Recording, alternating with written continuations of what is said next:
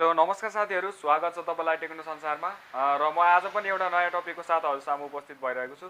जस्तै कि साथीहरू हजुरहरूले देख्न सक्नुहुन्छ हामीले चाहिँ अब फेसबुकहरू विभिन्न सोशल मिडियाहरू हामीले युज गर्छौँ। मैले चाहिँ फेसबुकको बारेमा थोरै एउटा हाम्रो चाहिँ 4वटा फिचर्सहरू रहेको छ, त्यसको बारेमा थोरै जानकारी गराउन चाहे हजुरहरूलाई।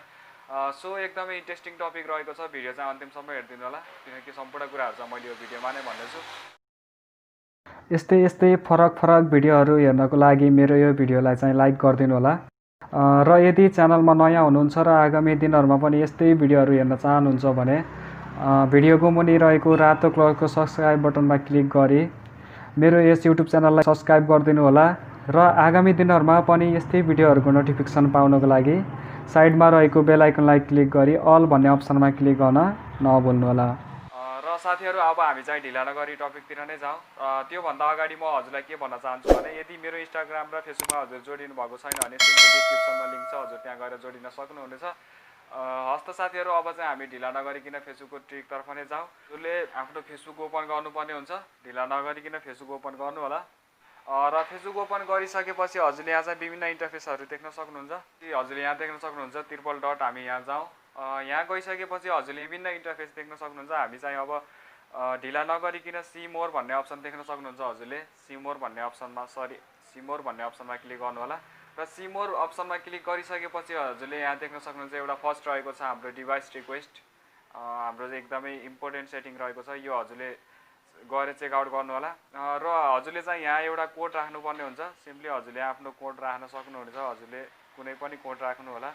मैले उदाहरणको लागि कमल 678 राखेर मैले यसलाई एप्रुभ गरेँ भने यसमा चाहिँ के हुन्छ भने साथीहरू, यदि कुनै पनि साथीले हजुरको एकाउन्ट चाहिँ उसको मोबाइलमा चाहिँ लगइन गर्न चाह्यो भने उसलाई चाहिँ कोड दिनुपर्ने हुन्छ, जुन चाहिँ हामीले यहाँ कोड एप्रुभ गर्छौँ। यो कोड उसलाई पाएन भने उसले चाहिँ हाम्रो अकाउन्ट चाहिँ लगइन गर्न सक्ने छैन। सो साथीहरू एकदमै इम्पोर्टेन्ट रहेको छ, यो हजुरले पनि आफै चेकआउट गर्नुहोस् र यो हजुरले पनि ट्राई गर्नु होला। र यति गरिसकेपछि हजुरले एप्रुभमा क्लिक गर्नुहोस्। र साथीहरू त्यो थियो फर्स्ट ट्रिक। हामी चाहिँ अब ढिला नगरी सेकेन्ड ट्रिकमा जाउँ। सेकेन्ड ट्रिक रहेको छ हजुरले यहीँ देख्न सक्नुहुन्छ। सो सी मोरमै देख्न सक्नुहुन्छ। हजुरले सिटी गाइड भन्ने अप्सन देख्न सक्नुहुन्छ एउटा। सिम्पली हजुरले यसमा क्लिक गर्नुपर्ने हुन्छ। र यसमा क्लिक गरिसकेपछि हजुरले यहाँ विभिन्न सिटीहरू पाउनुहुन्छ। उहाँ सिटीहरूको विभिन्न हिस्ट्रीहरू हजुरले यहाँबाट मजाले पढ्न सक्नुहुनेछ।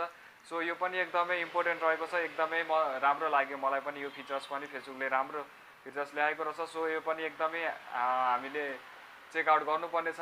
सो हजुरले पनि गएर बुझ्नु होला यसको बारेमा, एकदमै राम्रो रहेको छ। र हजुरले कुन सिटीको बारेमा, कुन सिटीको हिस्ट्रीको जान्न चाहनुहुन्छ हजुरले त्यही अनुसार हजुरले यहाँ क्लिक गरेर मजाले बुझ्न सक्नुहुनेछ। जस्तै कि साथीहरू देख्न सक्नुहुन्छ यहाँ चाहिँ मेक्सिको सिटी रहेको छ। मेक्सिको सिटीमा मैले क्लिक गरेँ र क्लिक गरिसकेपछि यहाँ विभिन्न अप्सनहरू आउँछ, देख्न सक्नुहुन्छ। हजुरले क्याफे, सपिङ, बारहरू र सम्पूर्ण कुराहरू, यसको हिस्ट्री, सम्पूर्ण हिस्ट्रीहरू हजुरले मजाले बुझ्न सक्नुहुनेछ यहाँ गएर। सो यो पनि हजुरले आफै चेकआउट गर्नु होला साथीहरू। यहाँ विभिन्न रहेका छन्, देख्न सक्नुहुन्छ। रेस्टुरेन्ट लगायत सम्पूर्ण कुराहरू, क्याफेहरू, सपिङ, आर्ट, कल्चरहरू, पार्क, गार्डन्स, बार्सहरू सम्पूर्ण थाहा पाउन सक्नुहुनेछ। हजुरले यो सम्पूर्ण सिटीहरूको बारेमा हजुरले मजाले जान्न सक्नुहुनेछ। र साथीहरू यो थियो दोस्रो ट्रिक। र हामी चाहिँ अब ढिला नगरी तेस्रो ट्रिकतर्फ जाउँ। सेटिङमा जाउँ। र सेटिङमा गइसकेपछि हजुरले यहाँ देख्न सक्नुहुन्छ यो टाइम अन ए फेसबुक, यो पनि एकदम इम्पोर्टेन्ट रहेको छ। सो साथीहरू हजुरले आफै पनि चेकआउट गर्नु होला।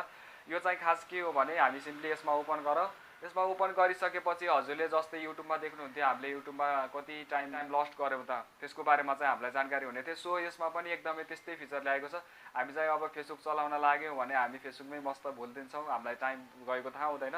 सो त्यसको बारेमा नि यसले नै नयाँ फिचर्स लिएर आएको छ। सो साथीहरू हजुरले यहाँ देख्न सक्नुहुन्छ हजुरले कति चलाउनु भयो त, हजुरले यहाँ देख्न सक्नुहुन्छ 1 विकमा चाहिँ टाइम पर डे। अब हाम्रो चाहिँ 1 विकमा चाहिँ हामीले अब अहिले चाहिँ मैले आज कति मिनट चलाएँ त, 12 मिनट चाहिँ म फेसबुकमा इनेबल छु, हेर्न सक्नुहुन्छ। 12 मिनट चाहिँ म फेसबुकमा इनेबल भएको छु। सो हजुरले चाहिँ यहाँबाट हजुरले एउटा टाइम रिमाइन्डर पनि राख्न सक्नुहुनेछ। तल देख्न सक्नुहुन्छ set daily time reminder. So हजुरले चाहिँ यहाँ गएर रिमाइन्ड पनि राख्न सक्नुहुन्छ। हजुरले कति घन्टा फेसबुकमा दिने त हजुरले त्यही अनुसार राख्न सक्नुहुनेछ। र हजुरको त्यति टाइम पुगेपछि यसले चाहिँ आफै रिमाइन्ड गर्नेछ। हजुरको टाइम अनुसार उसले चाहिँ रिमाइन्ड गर्नेछ कि अब हजुरले चाहिँ यति टाइम फेसबुकमा बिताउनु भयो भनेर फेसबुकले आफै नोटिफिकेसन दिनेछ। साथीहरू अब चाहिँ हामी त्यति गरिसकेपछि हामी अब फोर्थ लास्ट ट्रिकमा जाउँ। हामी लास्ट ट्रिकमा चाहिँ एकदमै इम्पोर्टेन्ट त्यो पनि एकदमै इम्पोर्टेन्ट सेटिङ रहेको छ। सो त्यसको लागि हजुर चाहिँ ट्रिपल डटमा क्लिक गरेर आफ्नो प्रोफाइलमा जानु होला, सेटिङमा जानु होला र यहाँ गइसकेपछि हजुरले ट्रिपल डटमा क्लिक गरेर गइसकेपछि सिम्पली देख्न सक्नुहुन्छ विभिन्न अप्सनहरू हामीलाई चाहिँ यहाँ देख्न सक्नुहुन्छ। सेटिङको मुनि रहेको छ एउटा डार्क मोड भन्ने अप्सन, सिम्पली हजुरले यहाँ देख्न सक्नुहुन्छ। यसलाई चाहिँ हामीले इनेबल गर्नुपर्ने हुन्छ। यदि हामीले यसरी नै डार्क मोडमा लग्यो भने सो अलिकति फेसबुकको इन्टरफेस पनि राम्रो देखिन्छ र हाम्रो आँखाहरू पनि सेभ हुन्छ। सो साथीहरू यही थियो आज भिडियोमा छोटो जानकारी। आई होप हजुरहरूलाई यो पक्कै पनि राम्रो लाग्यो होला। यदि राम्रो लाग्यो भने आफ्नो सुझाव सल्लाह र प्रतिक्रिया अवश्य पनि कमेन्टमा गएर गरिदिनु होला, फिडब्याक दिनु होला के कस्तो लाग्छ भिडियोहरू। सो अझै पनि हजुरहरूले मेरो च्यानललाई सब्सक्राइब गर्नुभएको छैन भने च्यानललाई सब्सक्राइब गरिदिनु होला र बेल आइकनलाई अल भन्ने अप्सनमा क्लिक गर्न चाहिँ नभुलिदिनु होला, किनकि मैले यस्तै अपडेटहरू लिएर आउनेछु। सो आगामी दिनहरूमा पनि म हजुरलाई बाचा गर्दै अहिले चाहिँ म सम्पूर्ण साथीहरूप्रति ओझेल पर्न चाहन्छु। हस्त साथीहरू भिडियो हेर्दै गर्नु होला, सम्पूर्ण साथीहरूमाझ पुऱ्याइदिनु होला यो भिडियोलाई भन्न चाहन्छु, सेयर गरिदिनु होला। हस्त, धन्यवाद, जय नेपाल।